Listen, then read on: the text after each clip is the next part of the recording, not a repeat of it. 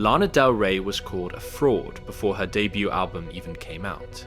The New Yorker, the New York Times, the New York Post, and New York Magazine all agreed in the same week that she was the most ridiculous act to ever emerge in pop music. She performed on Saturday Night Live in January 2012 and was torn apart by critics who called her nervous, wooden, and out of her depth. The internet declared her career dead on arrival. Journalists wrote think pieces questioning whether she was even a real person or just a character manufactured by a record label. But somehow, that same woman went on to become one of the most critically acclaimed and culturally influential musicians of her generation. 11 Grammy nominations, 9 studio albums, a sound so distinct that it spawned an entire genre, and an artistic legacy that artists from Taylor Swift to Billie Eilish have openly said changed the way they make music.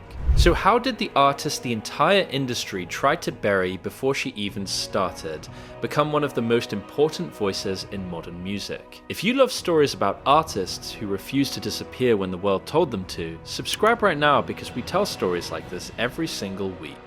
Behind the scenes, Lana Del Rey's rise was nothing like the overnight sensation the media pretended it was. It was built on nearly a decade of failed albums, rejected demos, and stage names nobody remembers. On a girl who lived in a trailer park in New Jersey on a $10,000 record deal, and on a creative vision so stubbornly specific that no label, no critic, and no viral humiliation could change it. And once you understand how long she was invisible before the world noticed, you will never look at overnight success the same way again. Elizabeth Woolridge Grant was born on June 21, 1985 in Manhattan, New York City. Her parents worked in advertising. When she was still a baby, the family moved to Lake Placid, a small isolated town in the Adirondack Mountains of upstate New York. She grew up singing in her church choir. She was the cantor. Music was always there, but so were darker things. By her early teens, Elizabeth had developed a serious drinking problem. At 15, her parents sent her to Kent School, a boarding school in Connecticut, to get sober. It worked. She has been sober since she was 17, but the experience left a mark. The isolation, the sadness, the feeling of being out of place, all of it would eventually become the raw material for her music. That pain was about to become her greatest asset. After boarding school, Elizabeth skipped college for a year and moved in with her aunt and uncle on Long Island. She worked as a waitress. Her uncle taught her 6 chords on the guitar, and something clicked. She later said she could probably write 1 million songs with those 6 chords. But here is the crazy part. She moved to New York City and started playing every underground club and dive bar she could find. Brooklyn basements, open mic nights, tiny venues where the audience was just other performers. She went through stage names the way most people go through outfits. May Jailer, Sparkle Jump Rope Queen, Lizzy Grant, and The Phenomena. Nobody knew who she was because she did not even know who she was yet. She enrolled at Fordham University and studied philosophy with an emphasis on metaphysics. She graduated in 2008 with a degree. While in college, she also did community outreach work with homeless individuals and drug addicts. She was building a life, but music never stopped pulling her back. And this is where things get strange. In 2006, she entered a songwriting competition. She did not win, but a judge connected her with a small indie label called 5 Points Records. They offered her a $10,000 recording contract. She used the money to rent a $400 a month trailer in a New Jersey trailer park. And from that trailer, she started recording what would become her first album. She released an EP called Kill Kill in 2008 under the name Lizzy Grant. Nobody heard it. In January 2010, she released a full album called Lana Del Rey, aka Lizzy Grant. It was put on iTunes. A few months later, it was pulled down. Reportedly, at her own request, the label was going nowhere. The music was going nowhere. By every industry standard, Lizzy Grant was a failed artist. But she did not stop. Elizabeth moved to London. She started writing with songwriter Justin Parker. She dyed her hair. She settled on a name, Lana Del Rey. She said it reminded her of the glamour of the seaside, and she began building a sound that did not fit into any existing category. Cinematic, melancholic, nostalgic for an America that may have never existed.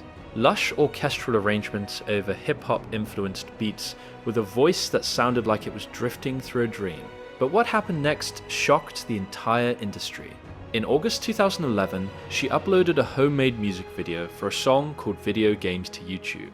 Grainy footage, old film clips, nothing polished, nothing manufactured. And the internet lost its mind. The song went viral, critics called it hauntingly beautiful. Interscope Records signed her almost immediately. But here is the part that makes this story so painful. Within months of being praised, the backlash arrived with full force. She performed on Saturday Night Live in January 2012 and was savaged by reviewers. They called her stiff, awkward, a fraud. When Born to Die dropped weeks later, major publications panned it. They questioned her authenticity. They accused her of being a label creation. They said Lana Del Rey was a manufactured persona designed to sell records. Born to Die sold over 5 million copies worldwide. It reached the top 5 on the Billboard 200. It became one of the best-selling albums of 2012. The critics were screaming, the fans were not listening. But here is what made Lana truly untouchable. She did not fight back. She did not defend herself on social media. She did not chase trends. She just kept making music. But Lana Del Rey's real legacy was not built on one album or one viral moment. It was built on what she did over the next decade when nobody in the mainstream was paying attention. Paradise came in 2012. Ultraviolence in 2014, a dark guitar-driven album that critics finally embraced. Honeymoon in 2015, Lust for Life in 2017 with collaborations alongside The Weeknd and Stevie Nicks. Norman fucking Rockwell in 2019, which earned a Grammy nomination for Album of the Year and was named the Best Album of the Year by multiple major publications. Chemtrails Over the Country Club in 2021. Blue Banisters in 2021. Did you know that there's a tunnel under Ocean Boulevard in 2023? Lasso in 2024, a country-influenced album that proved she could reinvent herself without losing her identity. 9 studio albums, each one different, each one deepening a world that only she could build. 11 Grammy nominations. Named one of the most influential people in the world, credited by Taylor Swift, Billie Eilish, Olivia Rodrigo, The Weeknd, and countless others as a direct influence on their music. She essentially created the sad girl aesthetic that dominated pop culture for a decade. She made melancholy mainstream. She proved that vulnerability was not a weakness in pop music. It was a superpower. Lana Del Rey did not become one of the most influential musicians alive by chasing what was popular. She became influential by refusing to be anything other than exactly what she was. The world told Elizabeth Grant that she was a failure, that her music was too sad, that her persona was fake, that she did not belong in the spotlight. She did not argue, she just kept writing songs in trailer parks and Brooklyn basements and London studios until the world finally caught up with what she had been saying all along. And that is how a failed artist who lived in a New Jersey trailer park became one of the most influential musicians alive. If this story gave you chills, drop a like and subscribe. We tell stories like this every week. The next one is even crazier.